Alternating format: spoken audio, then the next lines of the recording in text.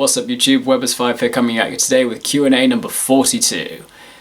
So today's Q&A has got some questions from both my good friends DarkPetition84 and Express Gaming. First 6 questions are from Express Gaming, so I'll get straight into them.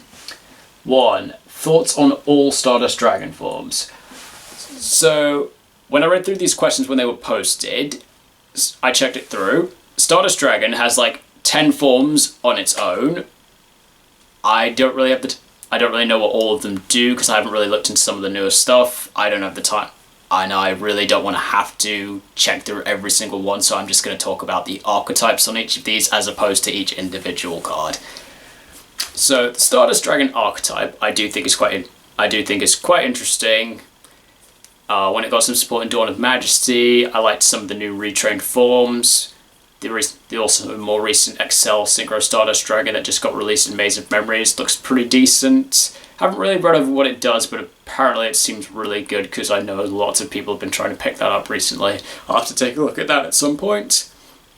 Overall, Stardust Dragon's a nice generic thing from the 5D Synchro era, and overall, yeah, really good card. I've naturally played Stardust Dragon in a couple of Synchro decks back in the days.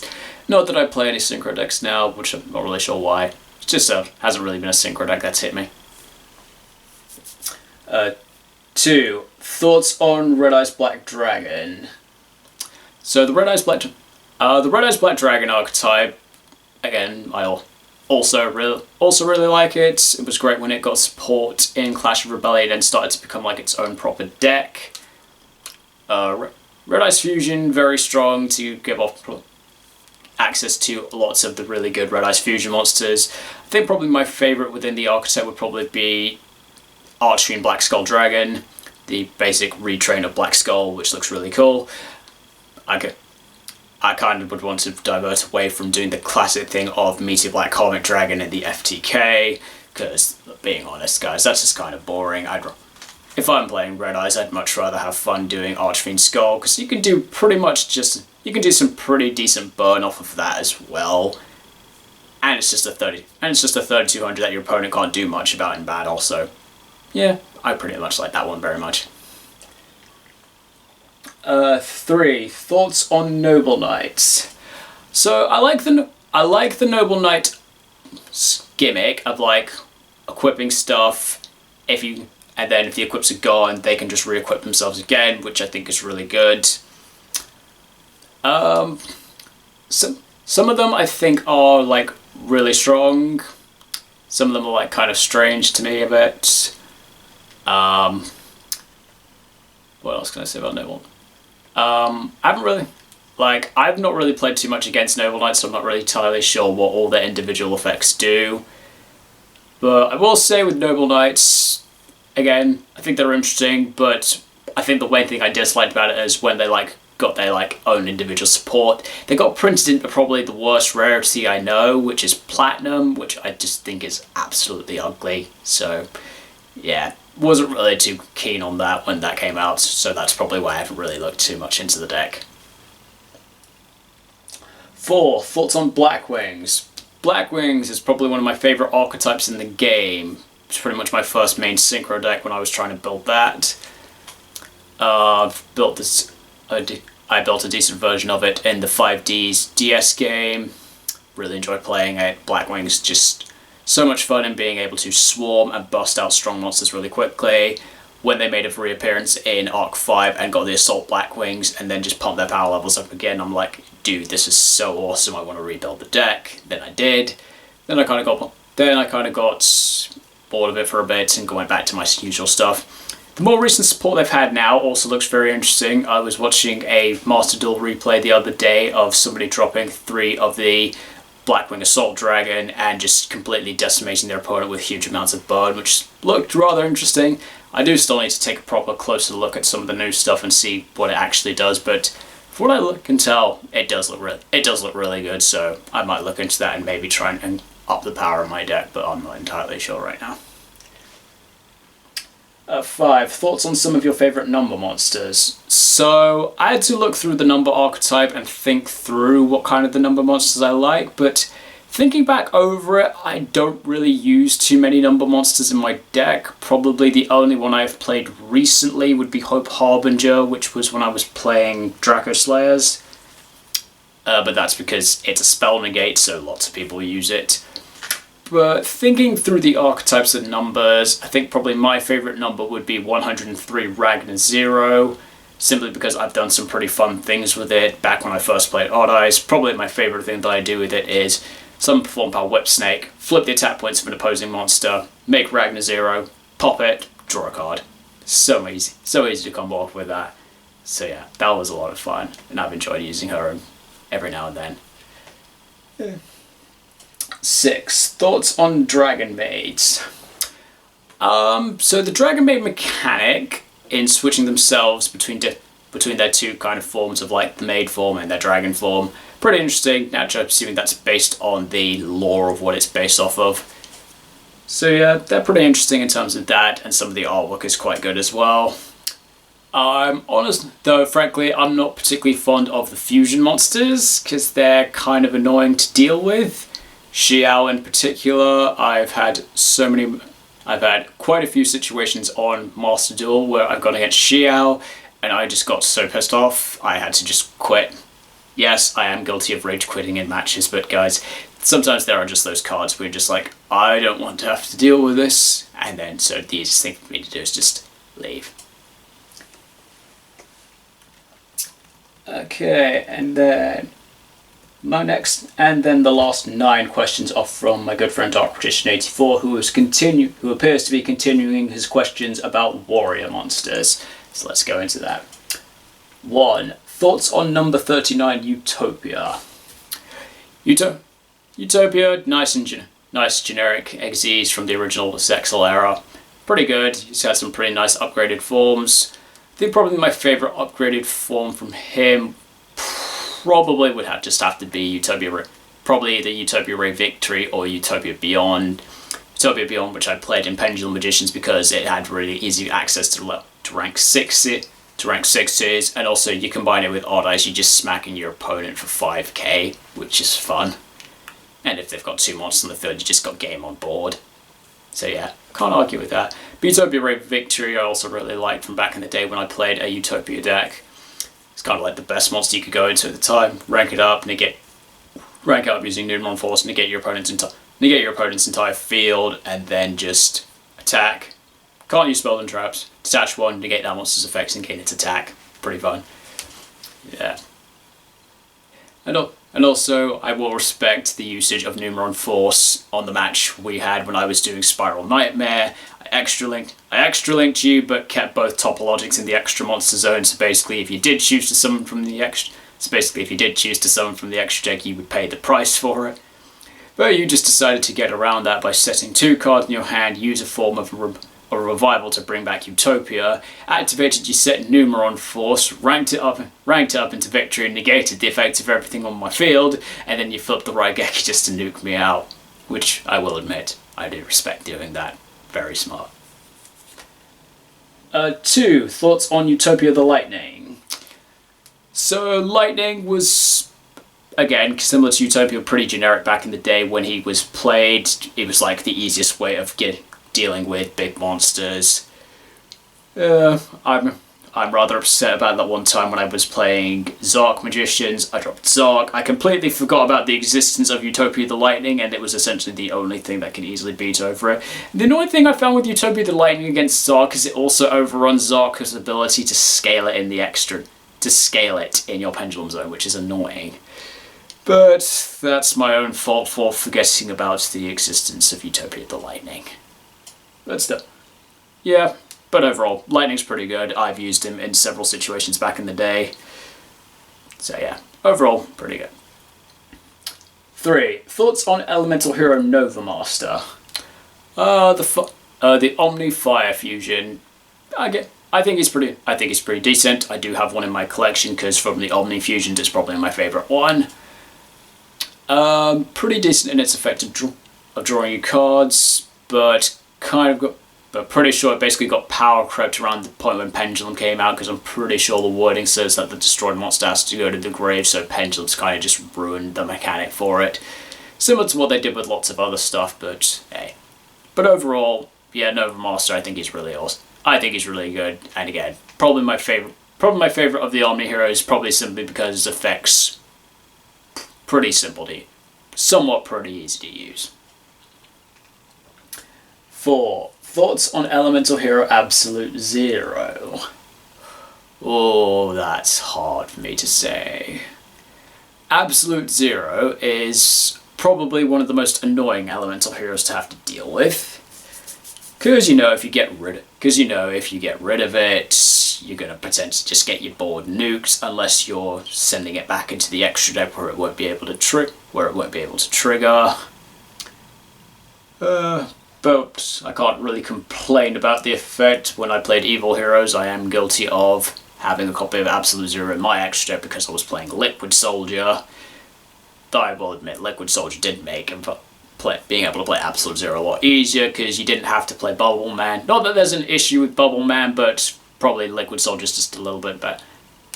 Frankly, considering the effect of Liquid Soldier, I'm questioning if they just kind of took what Bubble Man was easily used for and just transferred it a little bit into that. Basically just a power creep Bubble Man a bit. I don't know. It's odd, but why not? 5. Thoughts on Elemental Hero The Shining? Yeah, I think The Shining's pretty good. So probably one of the best fusion monsters that you would summon with Miracle Fusion, because naturally it gains points equal to your number of banished heroes. So if you do summon him off Miracle Fusion, you've instantly got a minimum of 2 heroes banished, so he gets a 600 buff, which is pretty decent. And then when he dies, you can just recover those 2 of your banished heroes back as well. So overall pretty good, pretty simple to use. I suppose kind of way a bit of the reverse of Escaridal, who gains points for heroes in your grave, and The Shining gains them from banish. So kind of similar to that contrast of light and dark. And overall, pretty nice artwork as well. 6. Thoughts on Elemental Hero Neos? Are you sure you have nothing against him? It feels like every time I play a deck against you that runs him, you always banish him or try to banish him. Most notably with Bottomless, Rhapsody in Berserk, and more recently, Kashtira Fenrir.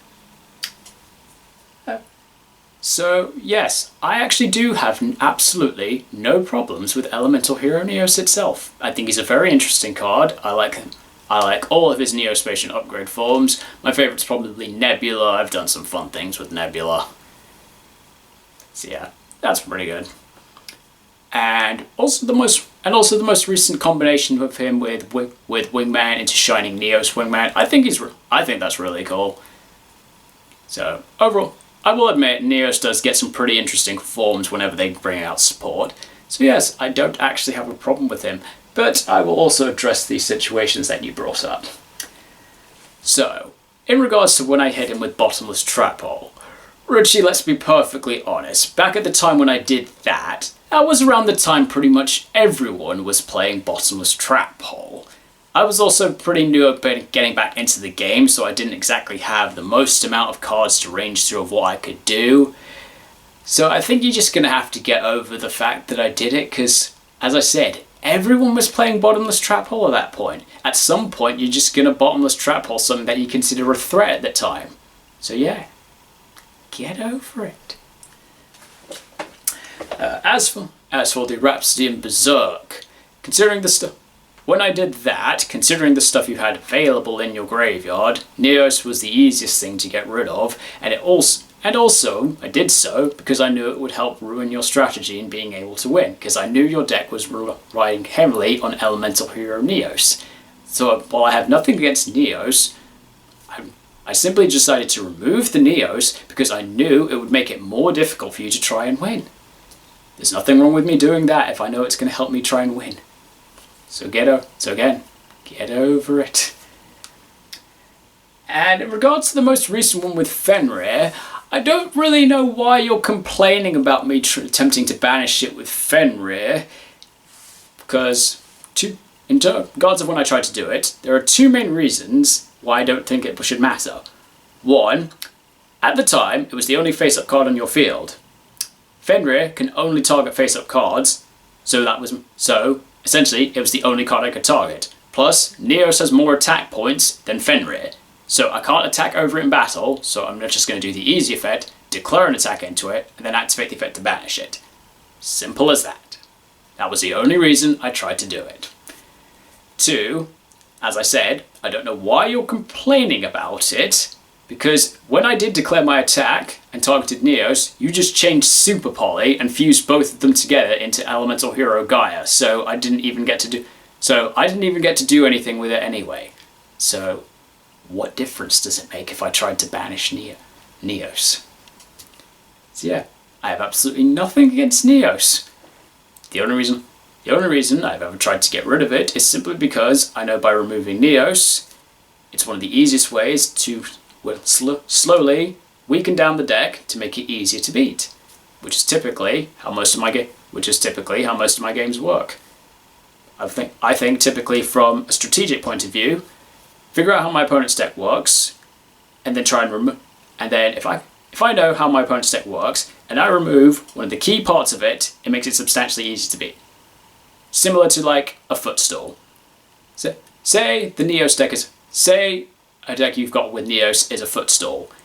A footstool would stand on 3 legs that make it capable of working. So in Neos' case, what makes it strong? So, the parts that make up a Neos deck to make it work.